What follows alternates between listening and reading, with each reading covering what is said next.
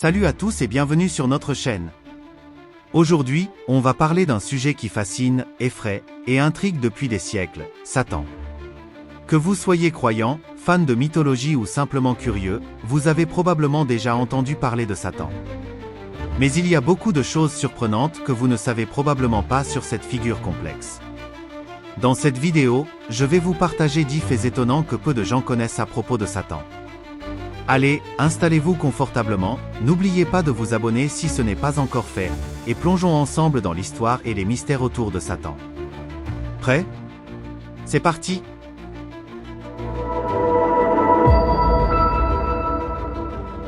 Numéro 1, l'origine du nom Satan. Commençons par l'origine du mot Satan. Dans la Bible hébraïque, le mot Satan est un terme générique qui signifie littéralement adversaire ou accusateur.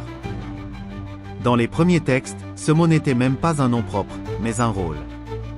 Il pouvait désigner n'importe quel opposant, quelqu'un qui se dressait contre un autre, que ce soit dans un cadre humain ou divin. Parfois, il désignait même un rôle que Dieu attribuait à certaines entités célestes pour tester la foi des humains. Ce n'est que plus tard, dans les traditions chrétiennes et islamiques, que Satan est devenu le nom propre d'une entité spécifique, identifiée comme l'ennemi de Dieu et le symbole du mal. Mais au départ, Satan n'était qu'un adversaire, pas nécessairement mauvais. Cette origine nous éloigne de l'image d'un diable maléfique et tout-puissant, montrant une facette plus nuancée et symbolique de ce personnage. Numéro 2. Avant sa chute, Satan était un ange puissant. Dans de nombreuses traditions religieuses, notamment chrétiennes et islamiques, Satan est souvent associé à un ange déchu nommé Lucifer. Avant sa rébellion, Lucifer, un nom qui signifie porteur de lumière en latin, était l'un des anges les plus puissants, réputé pour sa beauté et son intelligence. Il occupait une place de choix dans le ciel, ce qui rend sa chute d'autant plus spectaculaire et tragique. Selon la tradition chrétienne, c'est par orgueil que Lucifer a chuté.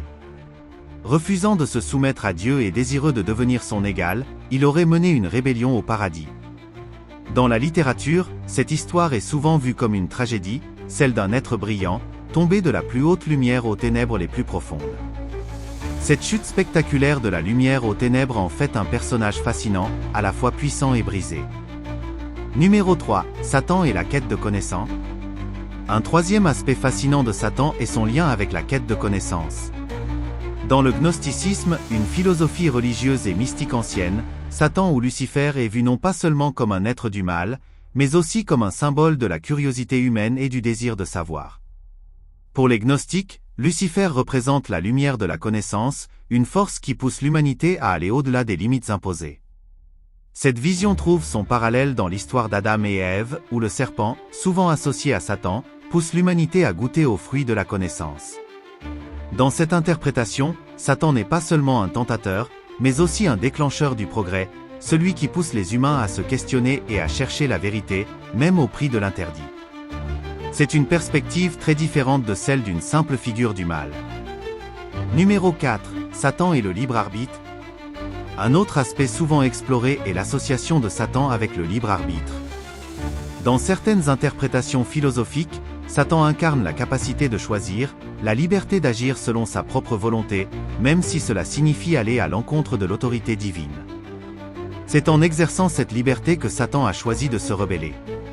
Cela nous amène à une question fondamentale, Satan est-il en fait une représentation du libre arbitre? Il symboliserait alors la liberté humaine, et même la possibilité de faire des erreurs, d'errer ou de se révolter. Ce concept fait de Satan un personnage bien plus complexe, car il soulève une question philosophique essentielle, sans la possibilité de choisir, l'humanité serait-elle réellement libre? Numéro 5. Les multiples visages de Satan.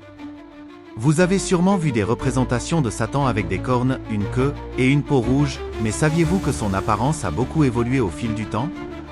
Au Moyen Âge, il n'était pas toujours décrit comme une créature monstrueuse. Au contraire, dans certaines représentations, il est décrit comme étant beau, séduisant, capable de charmer et de tromper facilement. Cette vision de Satan rappelle une idée intéressante. Le mal ne se manifeste pas toujours de façon évidente. Il peut revêtir des apparences attrayantes, et c'est parfois ce qui le rend encore plus dangereux. Cette idée que Satan peut prendre des formes plaisantes pour attirer les gens est un thème récurrent dans la littérature et la religion, et montre que l'apparence peut être trompeuse. Numéro 6, le Satan du Coran, Iblis. Dans l'islam, Satan est connu sous le nom d'Iblis, et il a une histoire bien différente de celle de Lucifer dans le christianisme. Iblis n'est pas un ange, mais un djinn, une créature faite de feu et distincte des anges, qui sont faits de lumière. Selon le Coran, Dieu demande aux anges de se prosterner devant Adam, mais Iblis refuse par orgueil, affirmant qu'il est supérieur puisqu'il est créé à partir du feu.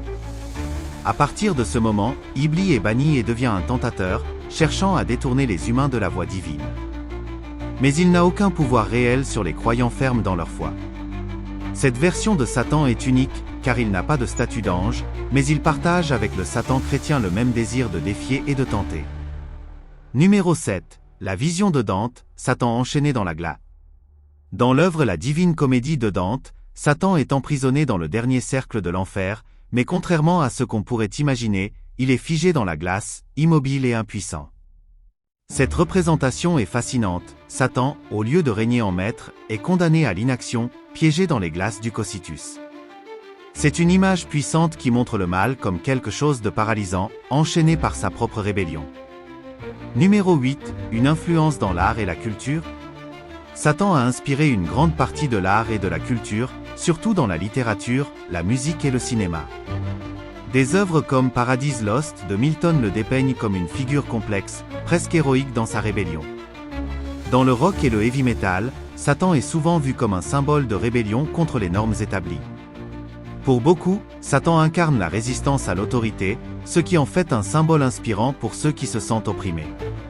Cette influence culturelle montre que Satan, au-delà de sa figure religieuse, est devenu un emblème de l'indépendance et du défi.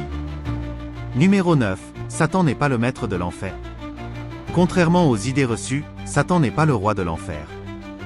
En théologie chrétienne, l'enfer est plutôt une prison où Satan est lui-même puni. Cette idée renverse la représentation populaire. Satan n'est pas un souverain, mais un condamné, destiné à souffrir aux côtés de ses disciples. Une vision bien éloignée de l'image hollywoodienne. Numéro 10, une figure qui a évolué à travers le temps. Enfin, notre dernier fait est sans doute le plus important.